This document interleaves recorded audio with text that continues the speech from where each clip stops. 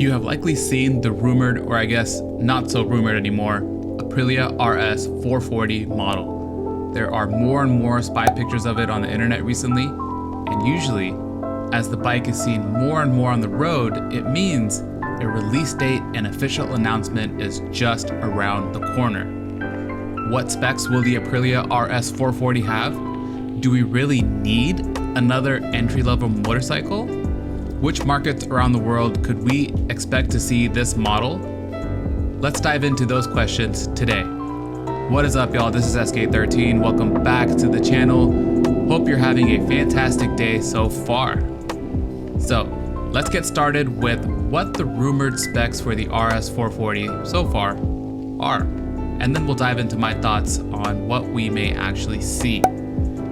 Engine-wise, a 400 to 440 cc liquid-cooled parallel twin engine. Horsepower-wise, it's rumored to have anywhere from 40 to 50 horsepower, with torque being around 40 to 45 newton meters.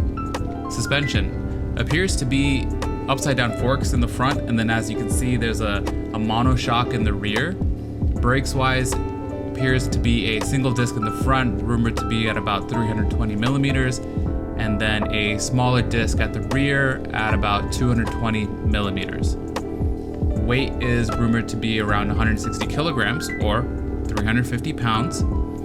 Full LED lights, and lastly, a TFT dash.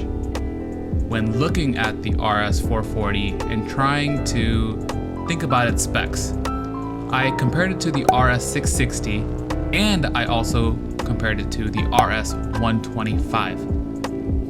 Many may not know that there is actually an RS 125, but here it is.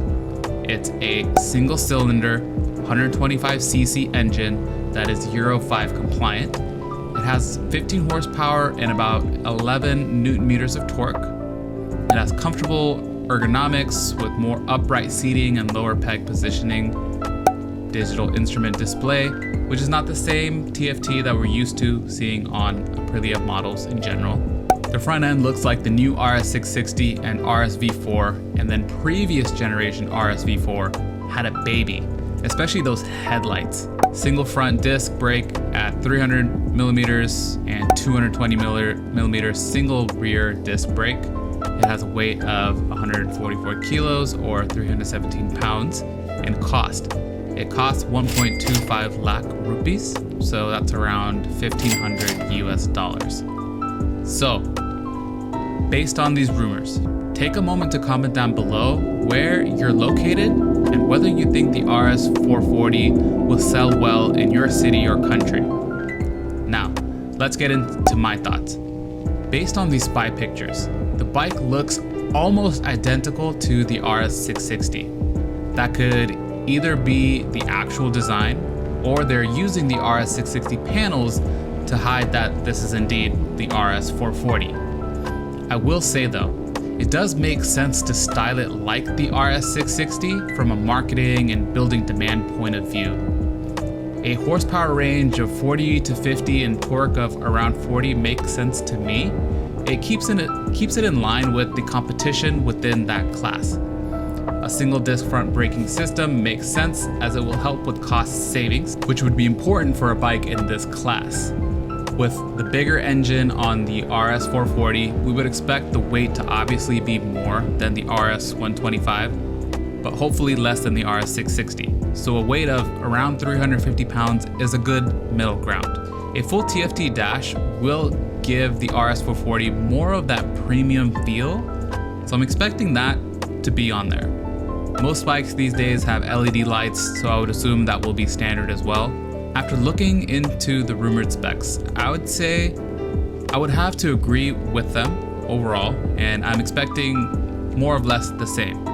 I don't think we'll see any fancy tech like the IMU system or the cruise control, different riding modes, rider aids, or a quick shifter that we're accustomed to seeing on the RS 660 and the Tuono 660.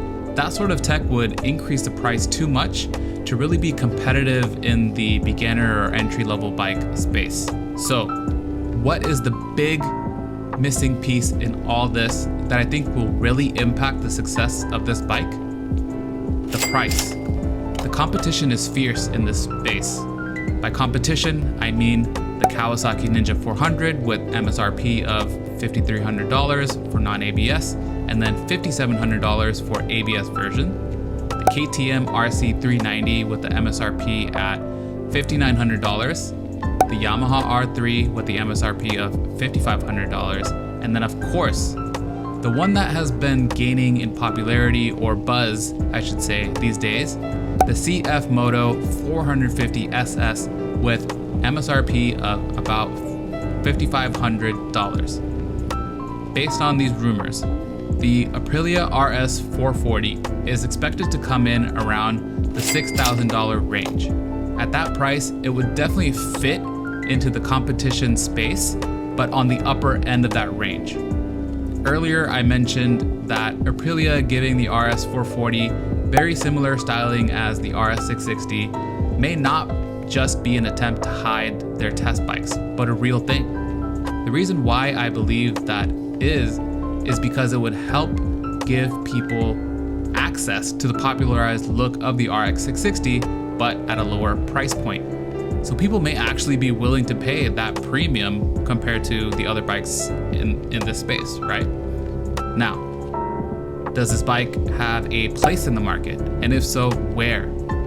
Before we jump into that, take a moment and comment down below what you think about these questions. Would love to hear what you guys think. For me, I'd say there definitely is a place for the RS 440, but I also don't think that it would do well everywhere. The RS 440 is being made in India, and so far we know it will be released in India. Other countries have not been confirmed. I believe it would do well in India since the streets and traffics are geared for a lower CC bike. It would also have a lower entry point price-wise compared to the RS 660, so if people wanted that same look, it would be a good option. What about outside of Asia, like Europe? I don't think the RS 440 would do as well there since the EU version of the RS 660 has a power restricted version that qualifies for the more beginner license. That being said, in the EU, the RS 440 cost would still be cheaper than the RS 660, but many will likely think of the RX 660 is the better investment since after a couple of years, you can get it unlocked and you have a brand new, more powerful bike without the hassle of selling and then buying a new one that you'd have with the RS 440. Obviously, if cost was an issue, the RS 440 would do well for that customer base regardless.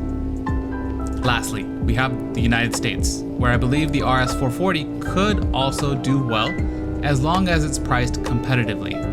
I'd say Aprilia will likely prioritize an Asia launch since their presence in Asia is relatively poor compared to EU and North America. Now, would the RS 440 make for an excellent beginner bike? At this time, the answer is yes and no. Yes, because you'll get Aprilia race engineering and the RS 660 looks. Hopefully.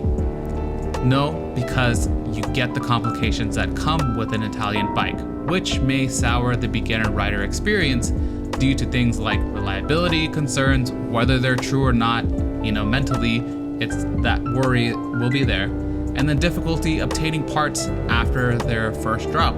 The RS 440 is a big move for Aprilia as a brand, and it has me very excited for a very specific reason.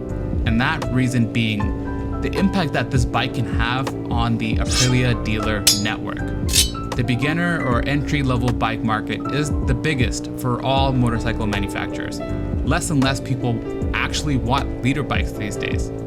As more people are buying Aprilias, that is more incentive for Piaggios to better negotiate contracts with their dealers and have a stronger dealer network. A stronger dealer network will help alleviate people's worries about reliability since they'll have a local dealer close by for warranty work if ever needed. That is absolutely my hope, but who knows how things will actually play out 10 to 15 years down the road. I'm excited to see what the actual price and specs for the RS 440 will be. Would you consider buying the RS 440? If not, what would be your beginner bike of choice out of the competition? Let me know below and let's talk. Thank you for watching today's video. As always, thumbs if you enjoyed it, vaporize that sub button if you loved it, and I'll catch y'all in the next one. Peace.